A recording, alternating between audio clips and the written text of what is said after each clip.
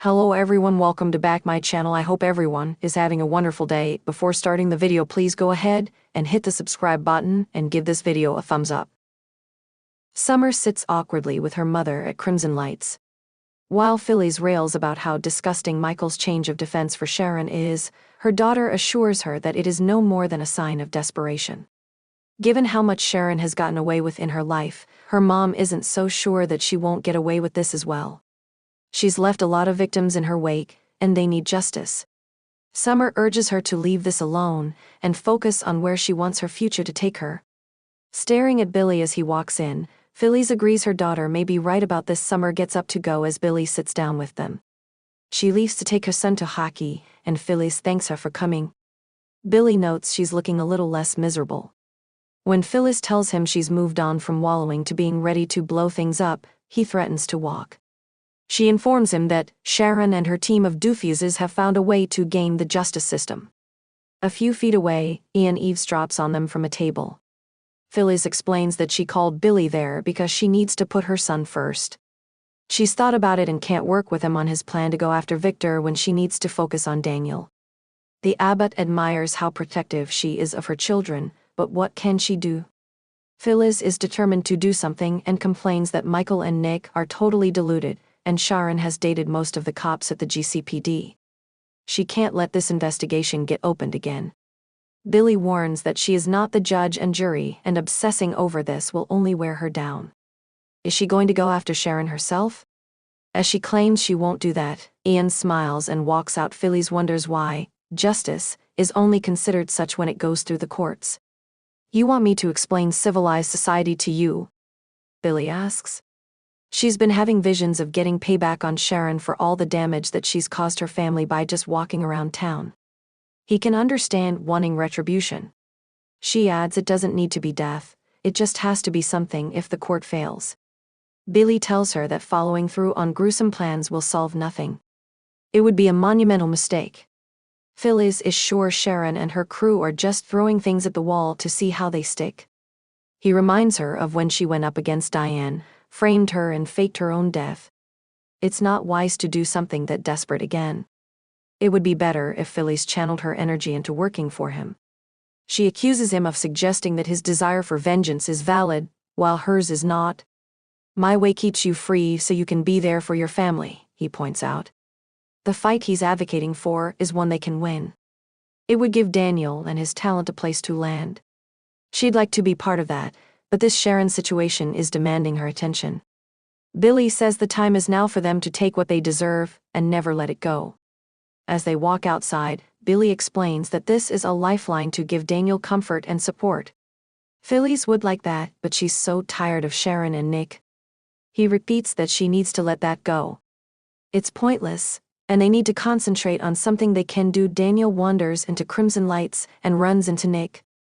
The Newman has been thinking of him and asks how Christmas was with Lucy. Daniel explains that he and Lucy tried to do right by Heather, but she felt like if she enjoyed the holidays she would be betraying her mom. Lucy forced a smile and only cried a little. Nick is sure it is hard to come back to reality after a day like that. Daniel is having some trouble with reality since he's been hearing that Sharon claims there was a third person in the apartment and that they are the real killer after they get a table. Nick explains that there were gaps in Sharon's memory, so she underwent hypnosis.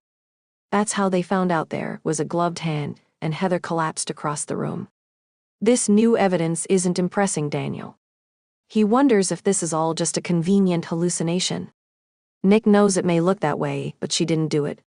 The question is, who did it? They can only hope the police will investigate. The security footage from the building couldn't be salvaged, but that doesn't mean that something else from the neighborhood couldn't show up.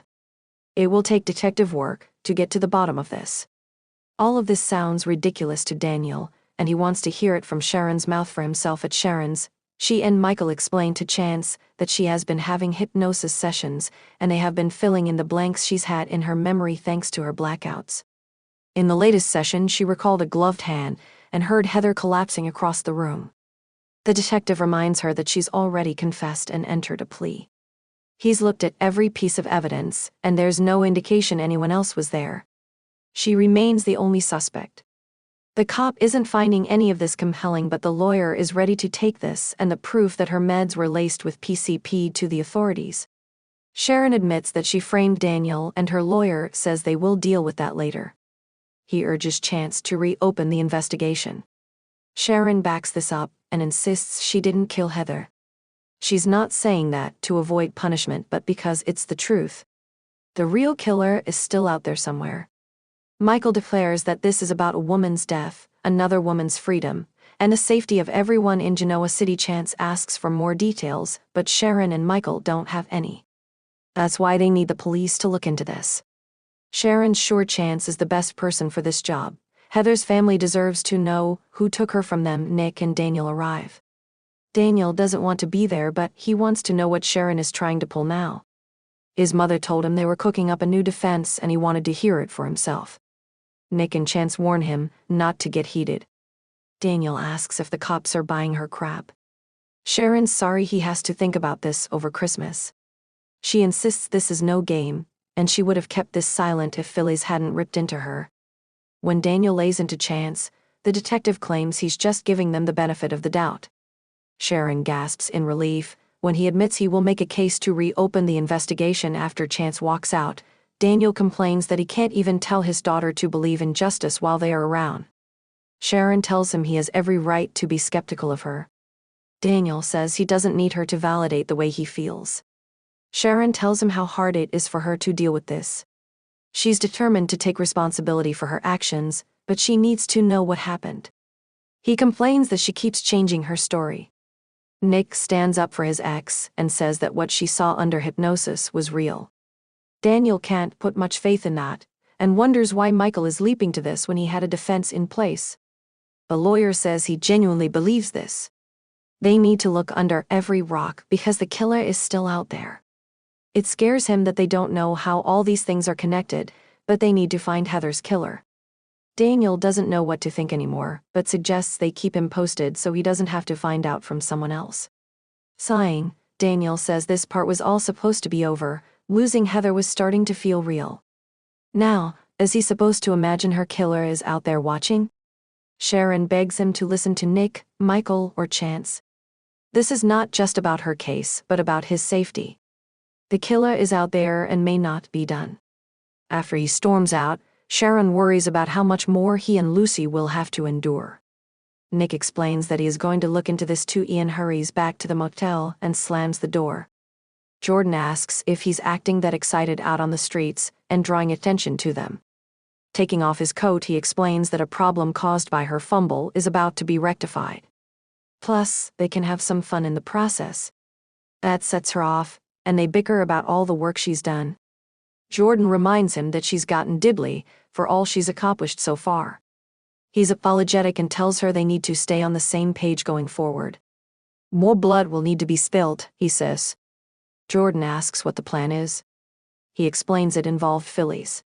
They met in the woods once and he cooked her trout. It was a moment out of time. He won't explain more.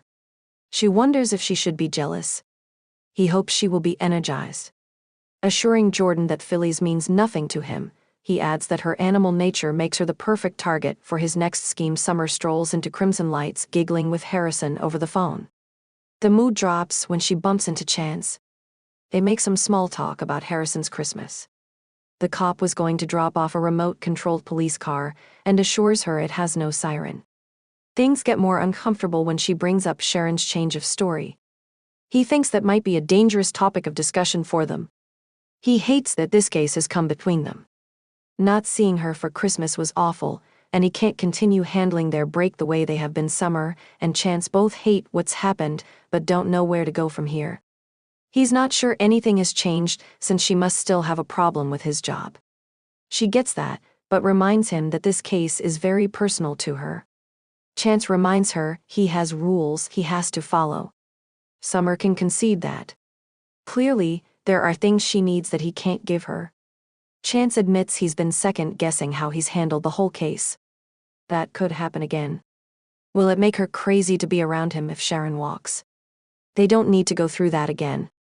After hearing his side of this, Summer can understand that Sharon's case is not his fault.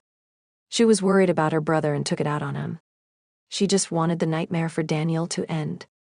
The detective doesn't hold it against her. He has no idea what will happen with this case, but asks if they can get dinner sometime. Smiling, Summer says she'd like that very much. Thanks for watching this video, and please subscribe our Y and R Update YouTube channel for more update news.